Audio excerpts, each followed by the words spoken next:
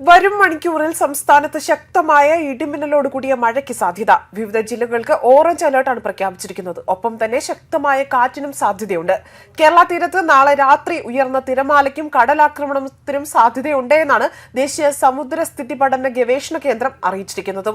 മാത്രമല്ല, കേരളത്തിന് മുകളിൽ പടിഞ്ഞാറൻ കാറ്റ് ശക്തമായി തന്നെ തുടരുന്നതിനാൽ സംസ്ഥാനത്ത് അടുത്ത 5 ദിവസം മഴയ്ക്ക് സാധ്യതയുണ്ട്. ജൂൺ 13, 9, 22 തീയതികളിൽ ഒറ്റപ്പെട്ട ശക്തമായ മഴയ്ക്ക് സാധ്യതയെന്നാണ് പ്രവചിച്ചിരിക്കുന്നത്. ജൂൺ 18, 19 തീയതികളിൽ കേരളത്തിന് മുകളിൽ മണിക്കൂറിൽ, അതായത് ഇന്നും നാളെയും, പരിധിയിൽ 40 മുതൽ 60 കിലോമീറ്റർ വരെ വേഗതയിൽ കാറ്റ് ശക്തമാകാനും സാധ്യതയുണ്ട്. ഗുജറാത്ത് തീരം, വടക്കൻ കൊങ്കൺ തീരം, വടക്ക് കിഴക്കൻ അറബിക്കടലിന്റെ തെക്കൻ ഭാഗങ്ങൾ, മധ്യ കിഴക്കൻ അറബിക്കടൽ, അതിനോട് ചേർന്നുള്ള മധ്യ പടിഞ്ഞാറൻ അറബിക്കടൽ, ആന്ധ്രാപ്രദേശ് തീരം, ഒഡീഷ തീരം, പശ്ചിമ ബംഗാൾ തീരം, അതിനോട് ചേർന്ന കടൽ പ്രദേശങ്ങൾ എന്നിവിടങ്ങളിലെല്ലാം തന്നെ മണിക്കൂറിൽ 45 മുതൽ 55 കിലോമീറ്റർ വരെയും ചില അവസരത്തിൽ 65 കിലോമീറ്റർ വരെയും വേഗത്തിൽ ശക്തമായ കാറ്റിനും സാധ്യതയുണ്ട്. മാത്രമല്ല, മോശം കാലാവസ്ഥയ്ക്കുമുള്ള സാധ്യതയാണ് പ്രവചിക്കപ്പെടുന്നത്. തെക്കൻ കൊങ്കൺ തീരം, ഗോവ തീരം, ആന്ധ്രാപ്രദേശ് തീരം, ഒഡീഷ തീരം, പശ്ചിമ ബംഗാൾ തീരം, തെക്കു കിഴക്കൻ അറബിക്കടൽ, തെക്ക് പടിഞ്ഞാറൻ അറബിക്കടൽ, വടക്ക് കിഴക്കൻ അറബിക്കടൽ, മാൽദീവ്സ് പ്രദേശം, കന്യാകുമാരി, അതുപോലെ തന്നെ ഗൾഫ് ഓഫ് മാന്നാർ, മധ്യ ബംഗാൾ ഉൾക്കടൽ, വടക്കൻ ബംഗാൾ ഉൾക്കടൽ, വടക്കൻ ആൻഡമാൻ കൂടുതൽ, ഈ ഇവിടങ്ങളിലെല്ലാം തന്നെ മണിക്കൂറിൽ 40 മുതൽ 50 കിലോമീറ്റർ വരെയും ചില അവസരങ്ങളിൽ 60 കിലോമീറ്റർ വരെയുള്ള വേഗതയിൽ ശക്തമായ കാറ്റിനും മോശം കാലാവസ്ഥയ്ക്കും സാധ്യതയുണ്ട്.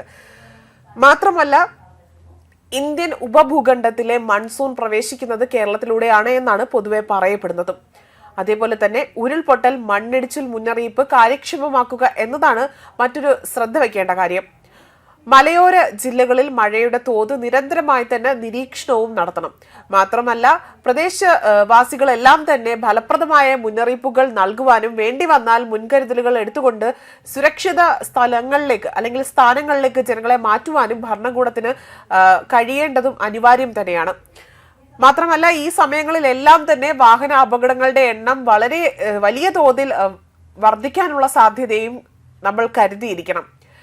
വഴുവഴുപ്പുള്ള റോഡുകളിൽ വാഹനം തെന്നിപ്പോകുവാനും മറ്റുമുള്ള സാധ്യത കണക്കിലെടുത്തുകൊണ്ട് തന്നെ വളരെ സൂക്ഷ്മമായും സുരക്ഷിതമായും തന്നെ വാഹനങ്ങൾ ഓടിക്കണം. വേഗത്തിൽ അല്ലെങ്കിൽ വേഗ നിയന്ത്രണത്തിനുള്ള പരിധികൾ കൂടുകയും കാര്യക്ഷമമാകുകയും എന്നതാണ് ഇതിലുള്ള പ്രായോഗികമായ ഒരു പോംവഴി പറയുന്നത്. പലയിടത്തും ജലവിതരണ പദ്ധതിക്കായി റോഡുകൾ പൊളിച്ച ശേഷം കുഴി മണ്ണിട്ട് മൂടുന്നത് വളരെ വലിയ അപകട ഭീഷണിയാണ് ഉയർത്തുന്നത്. ഇതിന് അടിയന്തരമായ അല്ലെങ്കിൽ ഒരു പരിഹാരം കാണേണ്ടതും വളരെ അനിവാര്യമായ കാര്യമാണ്. റോഡിലേക്കുള്ള ചാഞ്ഞു നിൽക്കുന്ന മരങ്ങൾ എത്ര കണ്ട് അപകട സാധ്യത ഉണ്ടാക്കുമെന്നതും വിലയിരുത്തപ്പെടുന്നുണ്ട്. മാത്രമല്ല, സ്കൂൾ വാഹനങ്ങളുടെ ഫിറ്റ്നസ് പരിശോധന കർശനമാക്കണം. മഴക്കാലത്ത് റോഡുകളിലെ വെള്ളക്കെട്ട് ഒഴിവാക്കണമെങ്കിൽ കനാലുകളെല്ലാം തന്നെ വൃത്തിയാക്കേണ്ടതും അനിവാര്യമാണ്. ഇതിൽ എപ്പോഴെന്നില്ലാതെ തന്നെ എത്ര വേഗം നമ്മുടെ തദ്ദേശ സ്ഥാപനങ്ങൾക്ക് കഴിയുമ്പോൾ അത്രയും വേഗം ഇത് ചെയ്യാൻ സാധിക്കേണ്ടതാണ്. എന്നാൽ അവർ പിന്നോക്കം നിൽക്കുകയാണ് ഇത്തരത്തിലുള്ള കാര്യങ്ങൾ ചെയ്യാൻ. ഇക്കാര്യത്തിലെ വീഴ്ച ചൂണ്ടിക്കാട്ടി കേരള ഹൈക്കോടതി കൊച്ചി കോർപ്പറേഷനെ ശാസിച്ചതും കഴിഞ്ഞ ദിവസങ്ങളിൽ തന്നെയാണ്. കൊച്ചിയിൽ അടക്കമുള്ള നഗരങ്ങളിൽ ഇതിനോടകം തന്നെ വെള്ളക്കെട്ടുകൾ രൂപപ്പെടുകയും ഒരുപാട് അപകടങ്ങൾ നടക്കുന്നതായിട്ടുള്ള റിപ്പോർട്ടുകൾ അടക്കം പുറത്തു വന്നിട്ടുണ്ട്. സവിശേഷ ഭൂപ്രകൃതി കൊണ്ടും കാലാവസ്ഥ കൊണ്ടും സമ്പന്നമാണെങ്കിൽ പോലും കഴിഞ്ഞ പതിറ്റാണ്ടിൽ ദൃശ്യമായ അതിതീവ്ര കാലാവസ്ഥാ സംഭവങ്ങൾ വിരൽ ചൂണ്ടുന്നതെല്ലാം തന്നെ ആഗോളതാപത്തിന്റെ ഫലപ്രദമായി കേരളത്തിന്റെ കാലാവസ്ഥയും കൂടുതൽ അസ്ഥിരമാക്കുകയാണ് എന്നതാണ്.